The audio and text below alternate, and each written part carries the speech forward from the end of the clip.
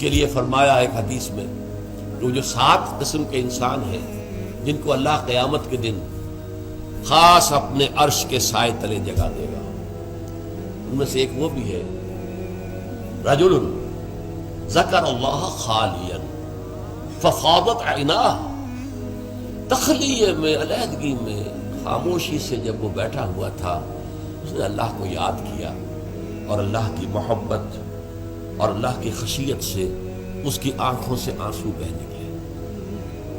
یہ اللہ کا ہجر ہے، یہ جو زندگی ہے یہ اللہ سے ہمارے ایک ہجر کا ذریعہ، پردہ پڑا ہوا ہے ہمارے اور رب کے درمیان، غیب کا پردہ پڑا ہوا ہے۔ اسی لیے آپ نے دیکھا حضور پر کہ جب کیفیت تھی اللہم فی الرفیق الاعلی، بس اب مجھے اس دنیا سے کوئی غرض نہیں ہے، رفیق اعلی اللہ تعالی، اللہم فی الرفیق الاعلی۔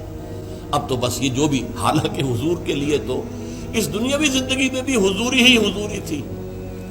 آپ فرماتے ہیں ابھی تو عند ربی، میں رات گزارتا ہوں اپنے رب کے پاس، وہ یطعمنی ویسقین، وہ مجھے کھانا کھلاتا پلاتا ہے۔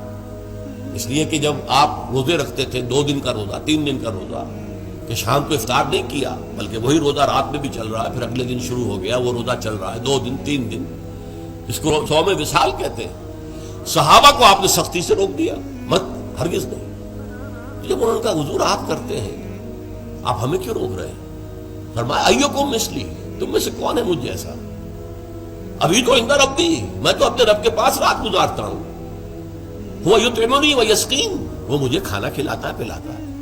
اب وہ کیا کھانا ہے کیا پلانا ہے وہ اللہ جانے، اس کا رسول جانے، ہم تو اس کا تصور نہیں کر سکتے۔ یہ معاملہ جو ہے تو اللہ تعالیٰ کے ساتھ وہ محبت، وہ لگاؤ، وہ تعلق، تو اگرچہ زندگی میں بھی حضور کے اور اللہ کے درمیان کوئی حجاب نہیں تھا، جیسے حجاب ہمارے ویسا تو نہیں تھا نا، جو بھی باریک سا پردہ تھا وہ بھی اب گوارا نہیں۔ اللہم فی الرفیق الاعلی، اب تو اللہ تعالیٰ ہی سے بس، جو رفیق ہے، بلند رفیق۔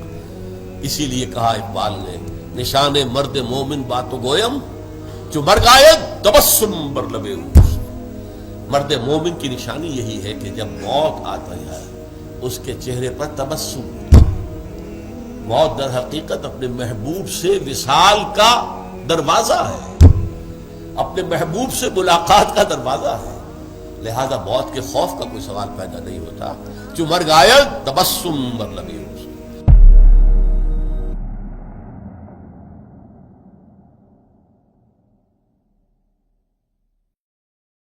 دین کی بات پھیلانا صدقہ جاریہ ہے، ثواب کی نیت سے ویڈیو کو شیئر ضرور کیجیے۔ جزاک اللہ۔